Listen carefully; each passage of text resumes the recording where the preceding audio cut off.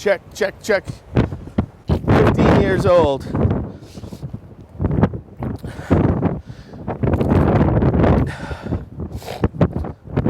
This is Werner. Hi, Werner. He's a videographer. And his lovely wife, Julie. MIT. Do not press the button that says emergency stop. Woo! We'll make sure we get it. I'll get it later. Here's mine for now. Okay, thanks.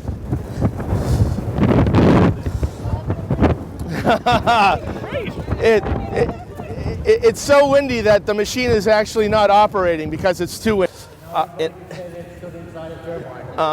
Right by your right there. Up, no, above. Yep. Yes, sir. All right, let there be light. Very good photos in here. Okay. Close-ups. Very close-ups of everyone. Well, I'd like to introduce Pat Cannon. Pat is a Hull resident and part of the Hull Municipal Light Board, the board that represents the electric company. Okay. And Hull, like, I think there's 51 of the 341 cities and towns in Massachusetts have their own municipal electric company. Hull is one, the next door neighbor, Hingham, is another. And so what that means is they maintain and operate their electric grid. Unlike NSTAR or National Grid or whatever they're called now, Hull has their own electric company. And Pat, are you the chairman? Pat's the chairman of the board and can tell you a little bit more about how this, because he was involved from the very beginning of this turbine and even the old turbine and the second turbine. So Pat, take it away. MIT, meet Pat. Hello, everybody. It's 98, 99 when a gentleman in the town of Hull by the name of Malcolm Brown had a little store, and from time to time my wife would send me down there to pick up something, and I learned to hate going down there because every time I went there he'd have my ear about wind energy. And so finally I said to him, I said, look, you know, I mean, if you really think this is a good idea, why don't you come before the board and we'll talk about it and figure it out. So before you knew it, in 2000, Hull Wind 1 was standing where it is today. We watched it get built on the football field. The kids in the school came out and they were doing science projects, mathematical calculations and stuff like that from the footing on up. And so it was really interesting for the community to do it. We had great support from the community for it. But it all started with a guy, Malcolm Brown, that was pushy enough or tenacious enough, whatever, to come before the board and wanted to be a part of it and everything. And then eventually he joined the board. He got elected to the board himself, and then we put up Hull Wind 2. So it's been interesting and accepting of the community. I should say the community's been accepting of it. They like the idea that it's 10% of our energy, which is pretty good for a small community. We also own a piece of Berkshire Wind. So we have a fair amount of green power.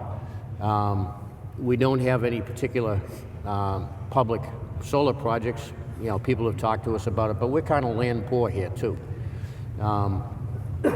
So this particular turbine, the way we figure this is it has the capacity for 240 homes and all the street lights and traffic control in town. That's what it pays for. The other turbine, Hull Wind 2, is 850 homes. So altogether, we're adding to a lot to the grid for our turbine. This turbine is 240 feet tall to the tip of the blade, 190-foot blades, and it's a 1.8.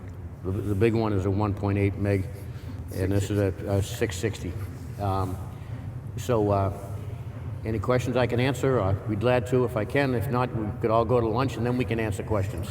What's sort of the background of some of your folks? Engineering? Are you science, chemistry? What postdoc, researchers? All of the above. All of the above, okay. And how about geographic locations? How many continents are represented here? Should we wait for lunch and go around? Should we do that at lunch? Just go around table to table? It's a nice restaurant, and we'll be able to sit. And I think Pat's going to be able to have a little bit of time for us, as well as the operations manager that actually runs the town energy system. But we certainly wanted to get you here and inside. And we'd love to get you to the top, but on a day like today, it might be a little challenging. But I guarantee there's a generator and a gearbox up there. Just unfortunately today, it's just a little too windy to be operating. But Can't you just slow it down? well, what ends up happening is the wear and tear, the amount of energy in the wind when it gets to the speeds that we're at now is tremendous. And even with slowing it down, this is a constant rotating machine, always rotates at 28.5 RPM, and it does that through the blade pitch, so allowing more or less of the sail, if you will, or the profile. But even at these strong winds, it's just too much, and it's better to shut it down than to try to operate it. So you actually take a switch and turn it off? Well, it does so automatically, but as you can see by Pat's right shoulder, there is an emergency stop button. That's why I'm standing That's here. why he's standing there. But how does everyone feel about maybe heading to the restaurant and getting warmed up? Maybe a coffee, soup, and lunch, and sharing some more information. All right. Thanks. Come on up. Oh, you need you need this. I saw.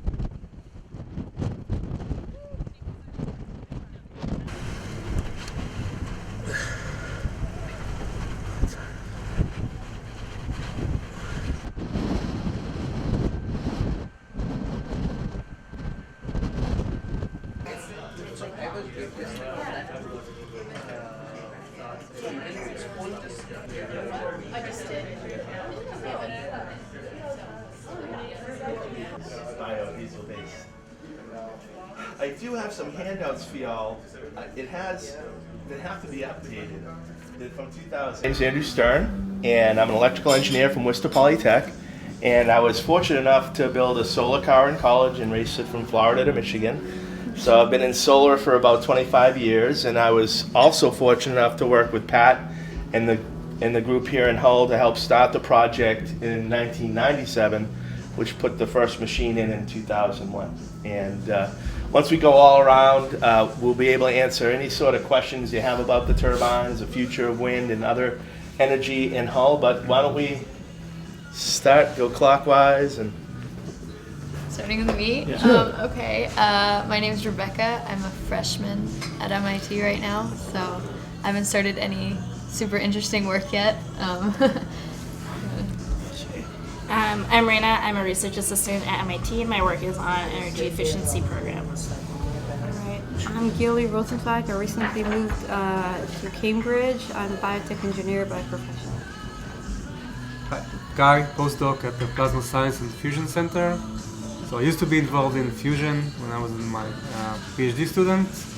Currently I'm not so much in the field, but that's my relation to energy. Hi everyone, my name is Shikar. I'm a first year PhD student in the nuclear engineering department. Junior in chemical engineering, so I've done undergraduate research in electrochemical energy conversion, so sort of fuel cell catalyst work. My name is Kay Sieverding. I have a degree from MIT in city planning, and I graduated in '77. And at that time, there was a huge emphasis on energy conservation, and a lot of that, wasn't implemented. So I'm interested in the political obstacles what happened to the awareness of my generation. My name's Paul. I'm a junior mechanical engineer undergraduate. I just quite like wind turbines. My name's Kevin. I'm an affiliate with the Knight Science Fellowship, Science Journalism Fellowship at MIT, and just interested in alternative forms of energy. I'm Liz. I'm actually a Northeastern student. I am one of the communications co-ops for MIT Energy Initiative, and I'm an environmental studies major. I'm Francesca. I work for the MIT Energy Initiative. I'm one of the communications people. I'm Anne Graney Williams. I'm the academic coordinator for the MIT Energy Initiative, and I manage the Energy Studies program and the Energy Europe program. I'm Jen. I'm the web manager at the MIT Energy Initiative. Go ahead. I am Patrick. I'm a driver for MIT, and I'm a former technician in electronics. So I used to repair TV, VCR back home. So here I am. Where you from, Patrick? Haiti. Sac Passe. Naboule. Naboule. I'm Melody. I'm an incoming student of Supply Chain Management Master Program, and I'm also in the GC Sustainability Subcommittee, so that's why I'm here. I'm Pushkar, part of the Sloan School, pursuing an MBA, and a lot of interest in investments in the renewable energy space. My name is Xuekun Fang, a postdoc at the EAPS, or Joint Program for Global Change Science. And I have been here at MIT for more than 1.5 years. I'm Sarah Gallegos. I'm the Student Engagement Coordinator for MITI, and I put together IAP events as well as Energy Fellows, AFCOT program, among others. I'm Sophia. I'm a co-op at MIT Energy Initiative, and I go to Northeastern. Your 4 machines about a mile off the shores here. And what else they're doing within the town to help stabilize rates and bring more green energy to the town, and also answer any of your questions. So, Pat, thanks again for your time, and please share the folks. It's a little more comfortable here now than standing out at the turbine today, you know. The town of Hull, as we briefly touched on at the turbine, down where Hull Wind 1 is now, many years ago was a fishing village, and it got nicknamed Windmill Point because they had a windmill down there to pump salt water in, and then they would dry it and use it for the fish to salt the fish. And so it is quite interesting that the town, years later, long after that turbine had fallen apart, that they began in 1985 or 87 with a 60 kW, maybe it was a 40 or 60 kW unit for the schools. And then several years go by, that really wasn't maintained all that well. It was owned by the school system at the time, and that had to be taken down. I think the blades fell off in a storm. And so that was abandoned, and then we came across the time frame that I described before, that in 2001 we were able to erect Hull Wind 1, and had great support by the community. They were really interested in it, the fact that we were already named Windmill Point. It was a great location for it. For the most part, the neighborhood, the immediate neighborhood, was very accepting of it, even to the point where when we were ready to do Hull Wind 2, there was a neighbor that was the closest foundation to Hull Wind 1. He got up in great support. He said that the thing used to lull him to sleep in the summertime when the windows were open, so he had no problem at all with the noise. One of the things that we do hear about sometimes is that people are concerned with the flicker effect at certain times of the day. All depends on where the sun is at the right time and the wind and everything. It's not that much of a problem. So then we move forward to 2006, we put Hull Wind 2 in place. A little more difficult placing that within the community and stuff. Some people felt we already had enough turbines in the town, and we tried several different locations. There were different neighborhoods that just didn't want any part of it.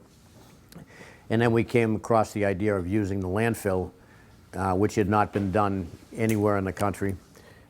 The foundation was quite expensive because it goes down 75 feet and then into bedrock 25 feet. And there's like 36 casings that had to be drilled and filled with concrete to support Hull Wind 2. And Hull Wind 2 is a much bigger machine. It's a 1.8 megawatt and stands 320 feet, I think, to the tip of the blade. And those blades are 120 feet long. The hub is 200 feet. The difference between the two machines is that Hull Wind 2 is generated at 13,800 volts in the nacelle itself, and then comes right out and goes right onto the grid. Whereas Hull Wind 1 is generated at 590 volts, comes down the turbine to a transformer and gets bumped up to 13.8. And I wish I had a little better weather today that I could have pointed out to you that it's interesting that we had to trench right across the middle of the football field to get the power to our grid. And just now the town is talking about renovating that football field. They were doing core samplings the other day, and someone had mentioned to me they were doing it. I said, oh my God, I hope someone did a dig safe, you know, because you've got 13,000 volts going right down the middle of the field. Anyway, and then that fortunately went well, no catastrophes. And then we fast forward a little bit more, and over a 2 or 3 year period after that, we were looking into offshore wind, because we're basically land poor in the town of Hull as far as we'd already exhausted any areas to put another land-based turbine. And so we started to look offshore to put up to 4 turbines off Harding's Ledge, which is straight out about a mile, mile and a half.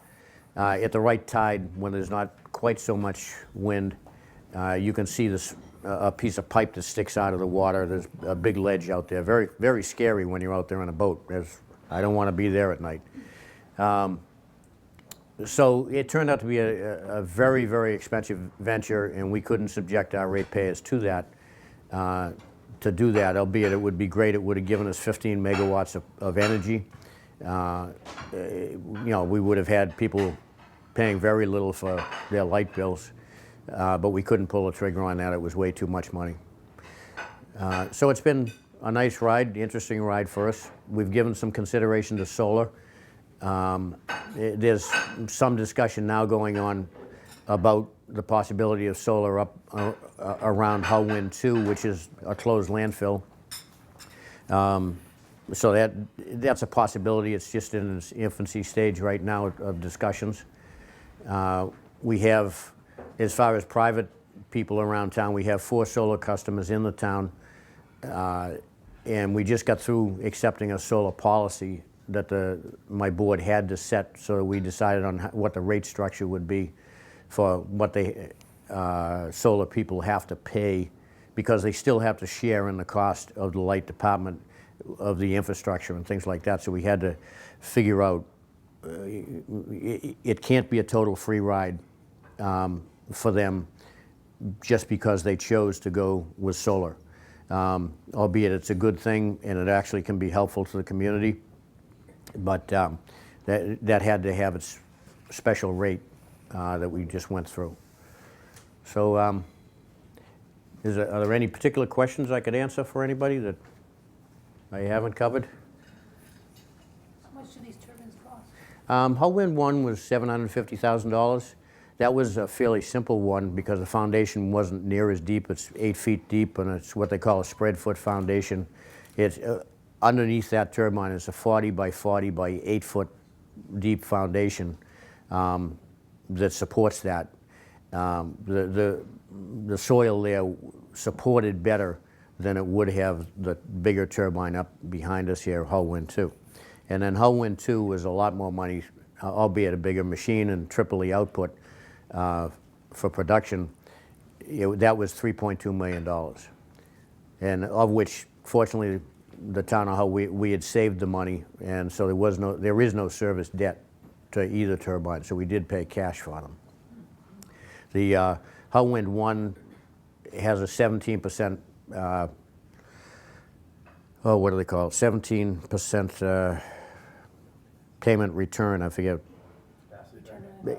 I'm sorry, return on investment. And Hull Wind 2, I think it was 7%. You know, certainly not as much. It was a much more expensive machine, and the offset was that foundation really cost a lot of money. Then we had a neighboring community that took us to court, cost us $100,000, you know, until we could get all the permits in place to be able to build. And there was another question over there. Yeah, I was wondering, what makes the offshore wind so smart, and what were your Foundation, mostly, you know, and the lack of the ability to build a foundation, in the sense that the United States doesn't have any ships that are built specifically for building turbines in the water, such as you have oil rigs that are built. They have certain ships that are designed to go out and do some of that work. And then there's something called the Jones Act that keep us from using an offshore company from building within United States waters. So you have to use American ships to do that project. So that was one of the enormous things that kept that from happening. Any other questions? Sure. What are the rates that your community is paying versus the rest of the state? Well, every month at our board meetings, we get a structure of the rates amongst, there's about 50 different utilities, and what the way they give it to us is on an average ratepayer pays about uses 750 kilowatt hours per month. And that can vary anywhere from the cheapest, I'm going to say, to $60 a month to $135 maybe. And Hull fits in at about $85, $89 per month. So as far as rates are concerned, we will buy anywhere from maybe 8 cents a kilowatt hour and resell, and then you might buy stuff for 13 cents, and then it all gets mixed up, and then we sell to our ratepayers for about 15.8 cents a kilowatt hour. Our neighbors, which are one neighbor is a National Grid, what do you call it? They buy from National Grid, and they pay about 21 cents. So we're significantly cheaper than our neighbors. Hingham Light is also a municipality, and they're within pennies of us. On the rate itself, they're probably within a tenth of a point from us, so it's hardly worth talking about there. But if you look at the chart, we're about 3/4 of the way up from the bottom, but everybody below us pretty much within a penny or two, and 1/100th in some cases of what it works out to be. So, and then from there on, it flies from us from $75 up to maybe $135 a month someone may pay for the same light bill. Yes, sir. Which state in the U.S. produces the largest amount of electricity from wind, and which country in the world? I'm sorry?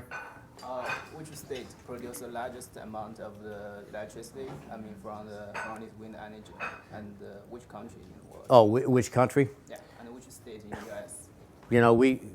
I remember being at a forum, and I think it was here, and there was a lot of people here from all around the world, and the same question was asked. I'm trying to think if it was Germany. If that's the question you're asking, so who generates the most electricity with wind? Is that what you mean?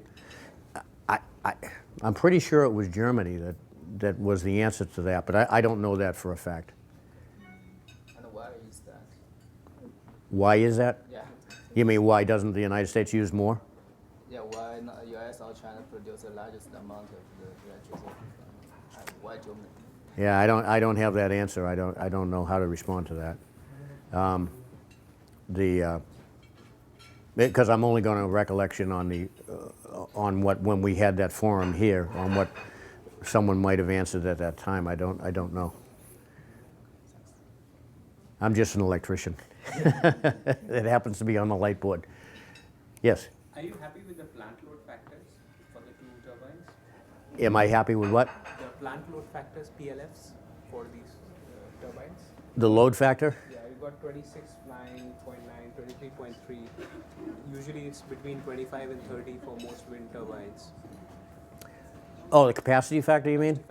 Yeah, we've been told that that's very good, but yet I've heard of other capacity factors that, you know, through the mountains and stuff like that, that can generate much better capacity factors. Yeah, and but I mean, it was for all that we were told before we put the turbines up, what they anticipated, we were within 1 or 2 points of what they estimated. Of course, they put towers up ahead of time to measure and get some idea of what you would expect, and they were pretty accurate. But I guess, am I happy with it? I'd be happier if it was larger, obviously, but it is what it is. We can't. There's not much we can do about it. So the community overall is happy with that we have the turbines. Yes. I'm curious about what is the main concern that people have to put the turbine in their communities. I think two things: the flicker effect and the sound. The sound, at least for our turbines, I've spent many times going down there because, you know, if someone happens to mention, oh, the turbine sounds like there's something wrong with it, it's very noisy, or this, that, and the other thing, and sit at all different vantage points close to it, or even 300, 400 feet away. And I tell you, all I hear is wind. You really don't hear, any big motor noise or anything like that. And so it's just what people's perception is, you know. And then the flicker effect is a legitimate complaint at sometimes. We have a condominium building right near Hull Wind 2, and particularly when when Hull Wind 2 first went up, there were a couple of complaints, and only a couple. I think there's 80 units in the building that wanted us to turn the thing off at 4 o'clock in the afternoon when the sun was going down and stuff like that. And I think one of the customers, we came to an agreement with them and we bought them blackout shades, and that fixed everything, you know. So it wasn't that giant a problem to start. However, I've heard, I think it's down in Situate, there's a turbine, which is a couple of towns over from us, and I've seen on Channel 5 when they did a report on it, and I was just amazed that they took pictures from within the house, and the flicker effect was pretty dramatic.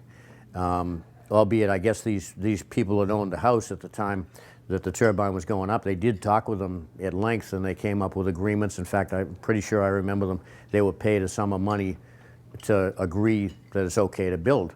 And then after the fact, they realized how bad it was, that they said, we don't want anything to do with this. But at any rate, I would say flicker effect and noise. Not so much the gigantic pipe in the backyard, but that's what we heard.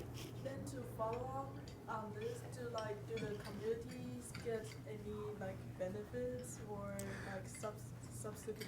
Well, it benefits the community 100% in the sense that Hull Wind 1 generates enough energy. Well, between the two of them, it's 11% of all of our energy. So that helps to reduce the rate. So that community will get a reduced rate? Yes, that's what keeps our rate, helps to keep our rate lower, because that all gets thrown in the pot when we're figuring out what, where we have to buy power and how much and stuff like this. So they get, 100% of that benefit amongst 6,200 ratepayers. So, and then the other benefit is that Hull Wind 1, the agreement we had with the town is that we no longer bill the town for the street lighting account and the traffic controls. So that's about $85,000 a year that we don't bill the taxpayer for. And I say we as in the Hull Municipal Light Department. We no longer, we used to bill them $75,000 for those items, and they no longer have to pay for that. What was the financing structure that you used for Cash. the turbines? All cash. Cash. Do you consider debt equity or to make it more efficient for the town? You know, that was suggested after the fact,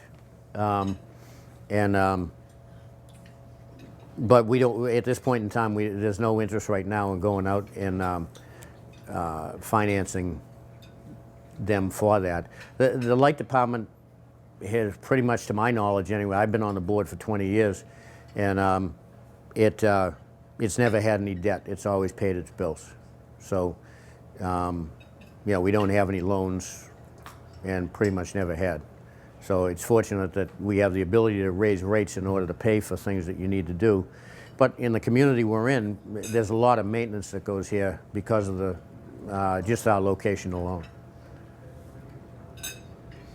Yep. So you put out a request for proposal? Yes. And then did you get a lot of responses? If I remember right, there was GE, Vestas, and I think there was one other. I forget who the other one was.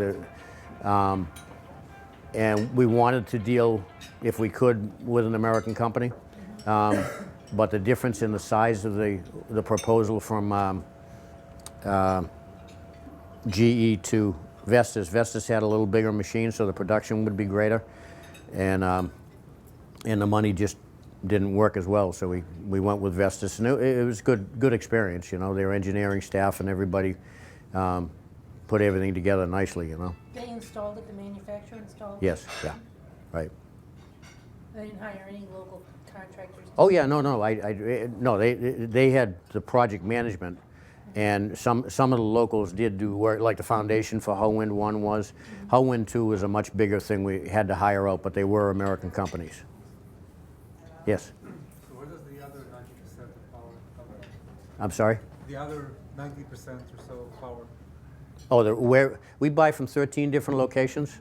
You know, we don't have any coal, so we have nuclear, hydro, and gas and oil plants, and so pretty much everything is somewhat clean energy, not all green, but clean, and so you know, from Niagara Falls to, we don't own any of Pilgrim Nuclear, but there are other nuclear plants we buy from, and you know, so there's a whole MWIC, Mass Municipal Wholesalers, does our portfolio for us with guidance from us, and you know, they put the portfolio together to buy you know, a round robin amount from everybody, you know.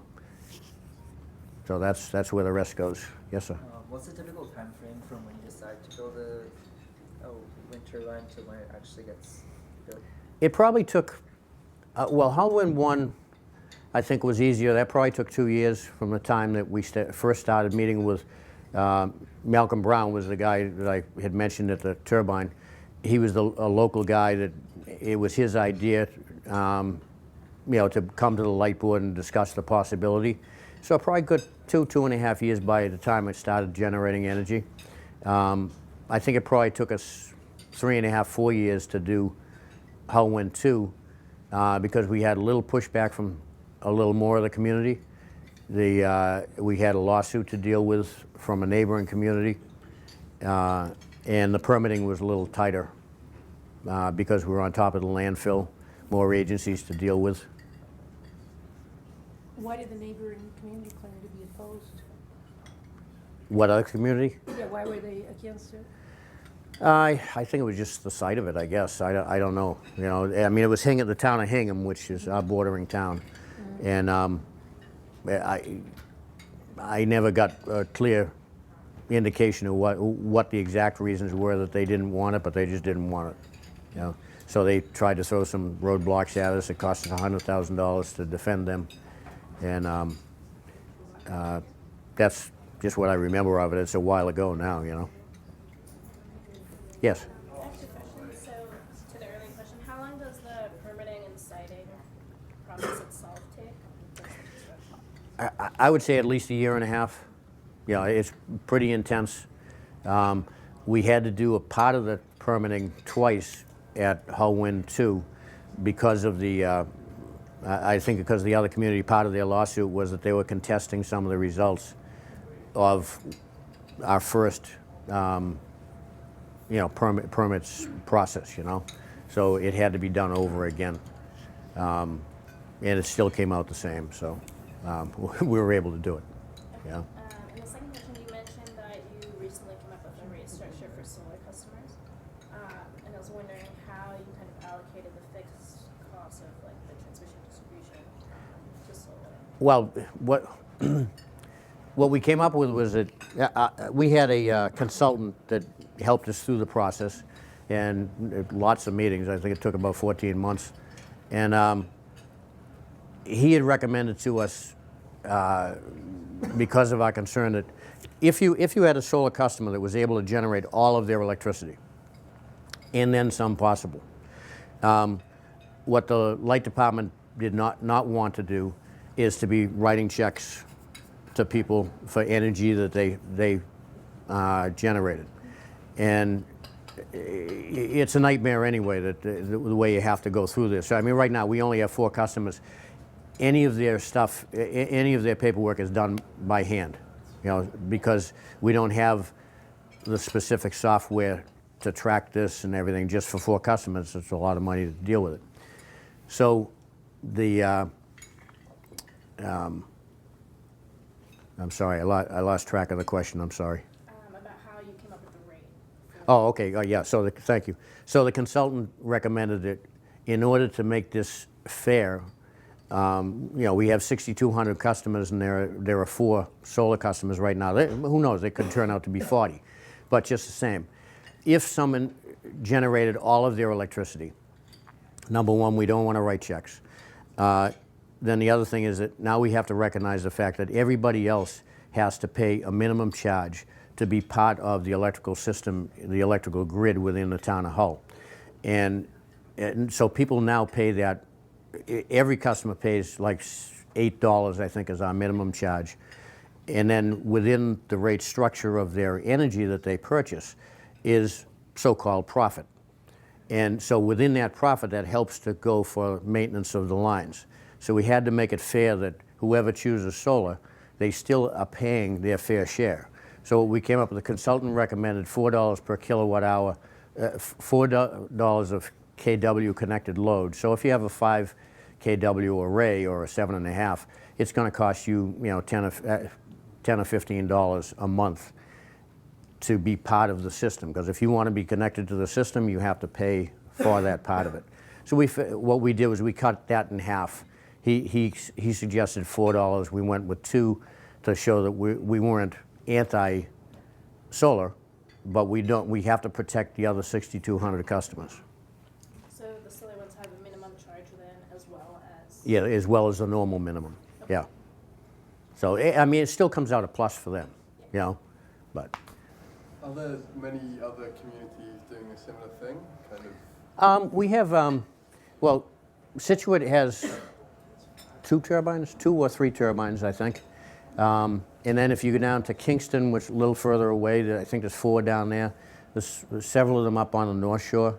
The cool thing for Hull was that we were the first, on the East Coast to start with turbines. So at the early days, we had all kinds of interest, people coming down here to look and, kick the tires and stuff and decide whether it was the right thing for their community.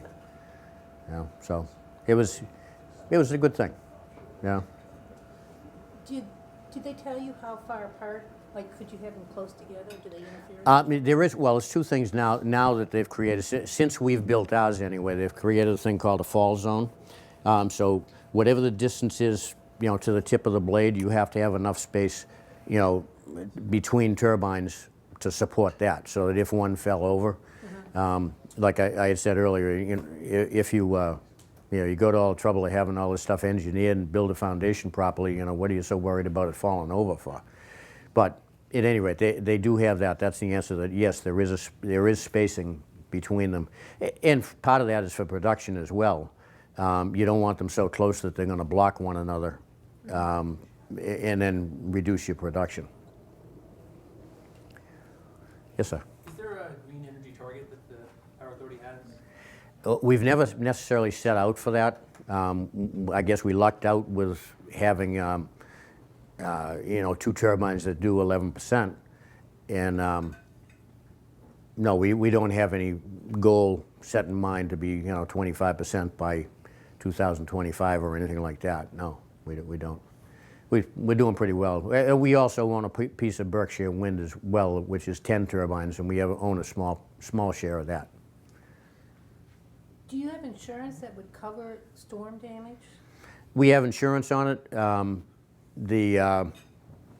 I don't remember exactly what it all covers. We used to have, and we have some maintenance insurance as well for catastrophes and stuff like that. But for the most part, we pay as we go, for most maintenance. But as far as, if one were to fall over, I'm sure our liability insurance, one way or another, it's covered, but I can't speak on specifics of it. Yeah.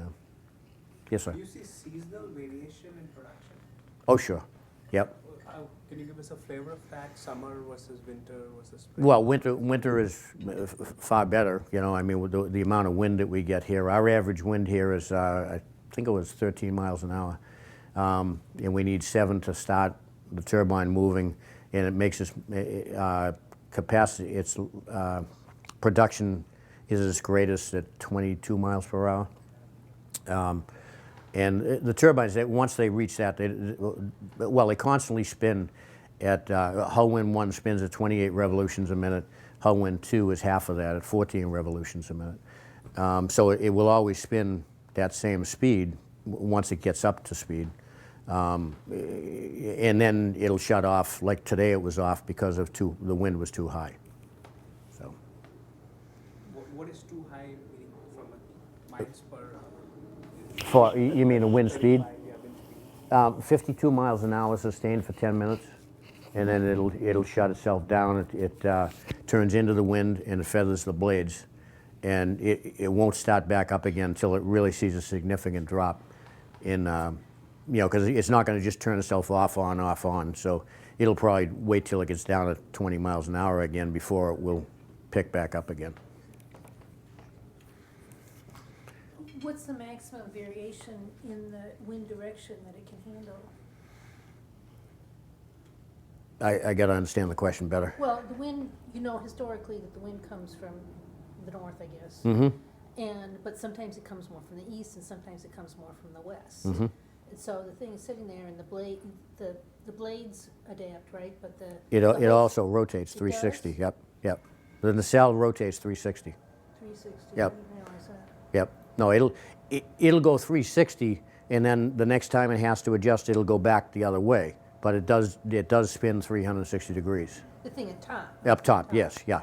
So there's wind instruments on the roof, as well, anemometers as well as wind direction, that gives us the wind speed and everything, and then tells the computer where is the maximum output going to be, where should I face to get that wind speed.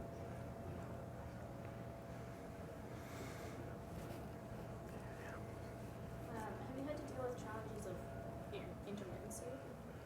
As in, if, say, it's been producing a lot, but then one day the wind doesn't blow, how do you...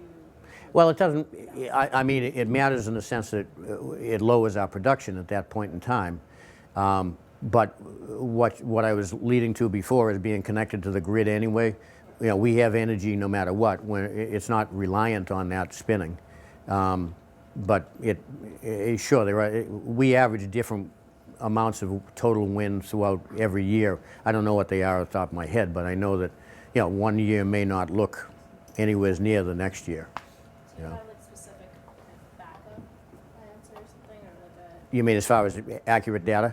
In terms of meeting immediate demand, say that like wind blows a lot, so you don't have a... Well, the way we buy our energy anyway takes care of that in the sense of, as far as buying peaking power and stuff like that. Is that what you're referring to? So that's taken care of on the main part of the portfolio on all of our outside energy that comes to Hull. The turbines, you can't count on them, being part of that. That's just extra that you happen to get, and for all intents and purposes, it turns the meter backwards. for the better. It's really it's a mathematical equation, but it turns the meter backwards on anything that we might have bought, which saves us money. Anything else? Maybe we can wrap it up and thank Pat for his time today. Thank you. Thank you for having me. And Pat, well, we'll see you a little bit later on in the spring. All right. Nice to meet you all, and welcome to Hull. I guess I should have said that first. Come on back now, you hear? Yeah, come on back. It's nice here, particularly in the summer.